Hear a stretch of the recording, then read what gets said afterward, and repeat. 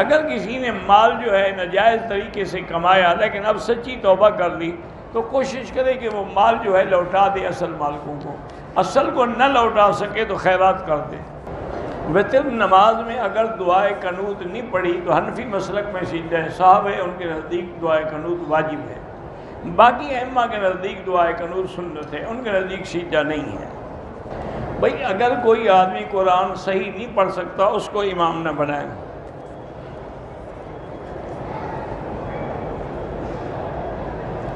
فرض نماز کی تیسری اور چوتھی رکعت میں فاتحہ کے بعد سورت پڑھ لی، بالکل حنفی حضرات کے نزدیک سجدہ ہے۔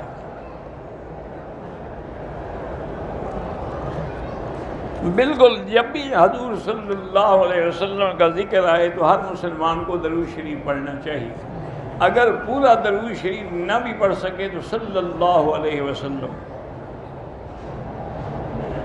مدینے سے مکہ مکرمہ عمرے کے لیے آتے ہوئے راستے میں 2 نمازیں اکٹھی پڑھتے، بھئی ہو جاتی ہیں، جائز ہیں، لیکن حنفی مسلک میں یہ ہے کہ ظہر کو مؤخر کر کے آخر وقت میں پڑھے اور عصر کو اول وقت میں پڑھے، تاکہ ہر نماز اپنے اپنے وقت میں بھی ہو اور اکٹھی بھی ہو جائے۔ بہرحال اگر مسجد ہے لیکن اس کا امام کھلا ہوا بدعت کرنے والا ہے، جیسے کہ آج کل رواج ہے کہ جہاں اہل بدعت ہوتے ہیں تو وہاں اذان سے پہلے بھی صلاۃ والسلام ہوتے ہیں، نماز کے بعد بھی کھڑے ہو کے صلاۃ والسلام، تو صاحب ظاہر ہے کہ یہ اہل بدعت ہیں، ان کے پیچھے نماز نہیں ہوتی۔ قسطوں پر چیزیں فروخت کرتے ہیں، 35% منافع لیتے ہیں، وہ جائز ہے۔ میرا لڑکا لاکھوں ریال کا مقروض ہے، اللہ اس کے قرض ادا فرما دے، اور جو بھی مقروض ہیں اللہ ان سب کے قرض ادا فرما دے، اور اس کے لیے جتنا استغفار پڑھیں گے انشاءاللہ تو اللہ مدد فرمائیں گے۔ میرے 2 بچے ہیں اور شوہر مجھے بہت تکلیف اذیت دیتے ہیں، تو یا مانعو اللہ کا نام ہے، اول آخر درود شریف پڑھ کے ہر پانی پہ کھانے پہ دم کر کے دیا کریں۔ حرم میں ہم امام کی اقتداء کرتے ہیں، جنازے میں یہ ضروری نہیں ہے کہ آپ 1 سلام پھیریں، 2 بھی پھیر سکتے ہیں، 1 بھی پھیر سکتے ہیں۔ اگر آدمی کو بار بار قطروں کی شکایت ہے تو نیچے کوئی ایسی چیز باندھ سکتا ہے جس سے اس کے کپڑے بھی خراب نہ ہوں اور ہر نماز کے لیے نیا وضو کریں۔ مرغی کے پنجے اگر کھائیں تو جب مرغی حلال ہے تو سب کچھ حلال ہے۔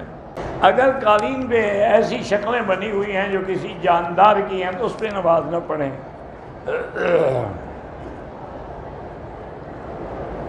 میاں بیوی سے والدین نے قطع تعلق کر لیا ہے، چونکہ ہم بدعت نہیں کرتے، بالکل بدعت نہ کریں، یہ کوئی نافرمانی نہیں۔ نافرمانی وہ ہوتی ہے جب دین کے خلاف بات دنیاوی بات ہو، لیکن لا طاعت لمخلوق فی معصیت الخالق، کسی بندے کی فرما برداری اللہ کی نافرمانی میں نہیں ہو سکتی۔ کمپنی والوں نے میرے پیسے روکے ہوئے ہیں تو آپ حسبنا اللہ و نعم الوکیل زیادہ سے زیادہ پڑھ کے دعا کریں۔ ماموں اور مامی کے ساتھ لڑکی عمرے پہ آ سکتی ہے۔ سید خاندان کو زکوٰۃ دینا جائز نہیں ہے۔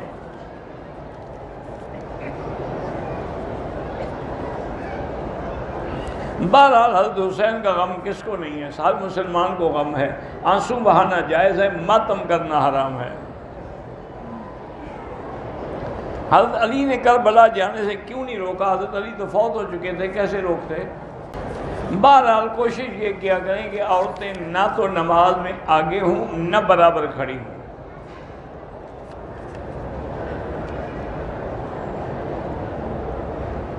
میاں بیوی ایک دوسرے سے 10 سال سے کنارہ کیے ہوئے ہیں، لازمی بات ہے کہ یا خاوند طلاق دے دے یا عورت جو ہے وہ خلو کر کے طلاق حاصل کرے۔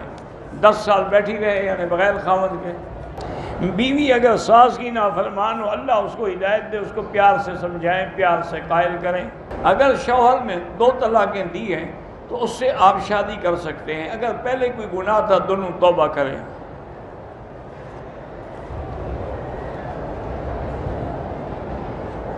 لوگ مسجد میں بارش کے لیے دعا کرواتے ہیں، لوگوں سے پیسے لے کے حلوہ تقسیم کرتے ہیں، یہ حلوہ تقسیم کرنا ناجائز ہے۔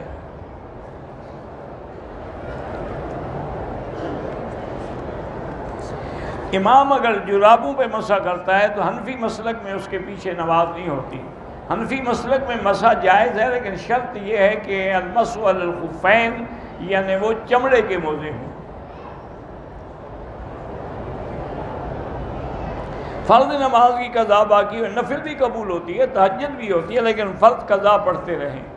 شریعت میں اس بات کی اجازت ہے کہ لڑکیاں مدارس میں پتہ نہیں کیا ہوتی ہیں، بہرحال مدرسے میں جا سکتی ہیں، لیکن کوشش کریں کہ لڑکیوں کے لیے لڑکیوں کا مدرسہ ہو، مردوں کا نہ ہو۔ میں نے تجارت کی برکت کے لیے مسجد میں بچوں کو مٹھائی تقسیم کی، ٹھیک ہے، کوئی بات ہے، خیرات ہی ہے نا۔ منزل پڑھ سکتے ہیں، وہ تو قرآن کی صورتیں ہیں۔ ساس کو اور دادی کو امی کہہ کر بلا سکتے ہیں، ہاں بلا سکتے ہیں۔ میں نے بازار سے مسجد کے لیے قالین خریدی ہے، اس پر ہم نماز پڑھ سکتے ہیں، پھر مسجد میں بھی بچھا دینا۔ دنیاوی تعلیم حاصل کرنا جائز ہے، لیکن شوہر اگر اجازت نہ دے تو پھر آپ نہ داخل ہوں۔ قضا نماز اسی طرح پڑھی جاتی ہے جیسے ادا پڑھتے ہو۔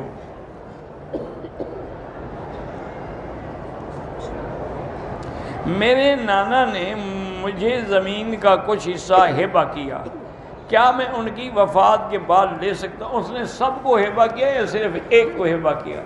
اگر سب اولادوں کو برابر دیا ہے تو پھر لے سکتے ہیں۔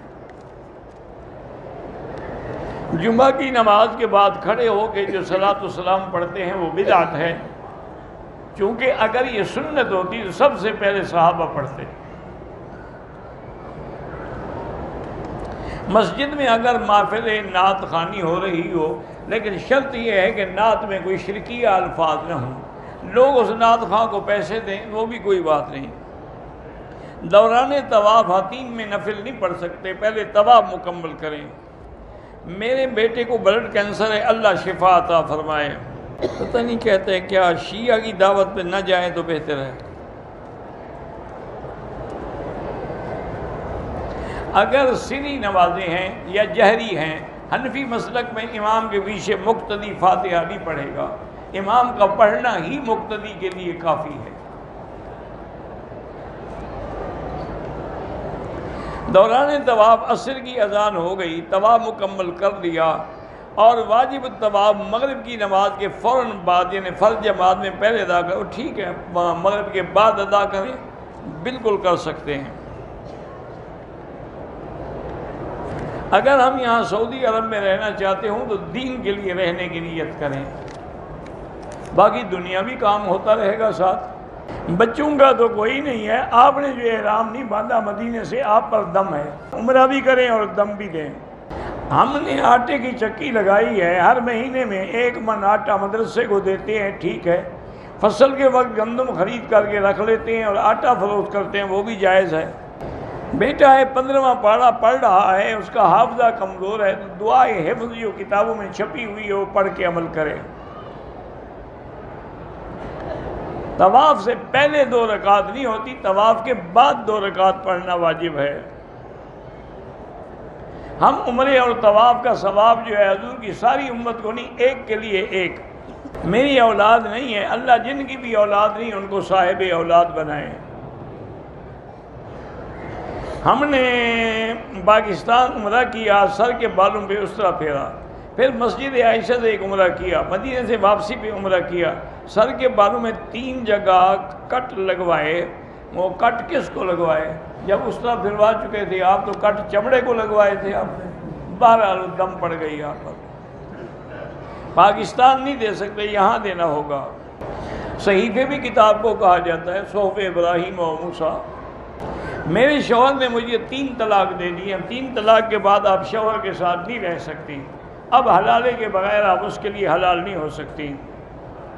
صحت مند بلا وجہ ویل چیئر پہ طواف نہ کریں، معذور جو ہے وہ کریں۔ حدود حرم میں خیرات یہ سارے جو حرم کی خدمت کر رہے ہیں یا باہر بیچارے جھاڑو دے رہے ہیں، سب کو دے سکتے ہیں۔ بچوں کے لیے آپ اپنا عمرہ کر کے ان کے لیے دعا کریں۔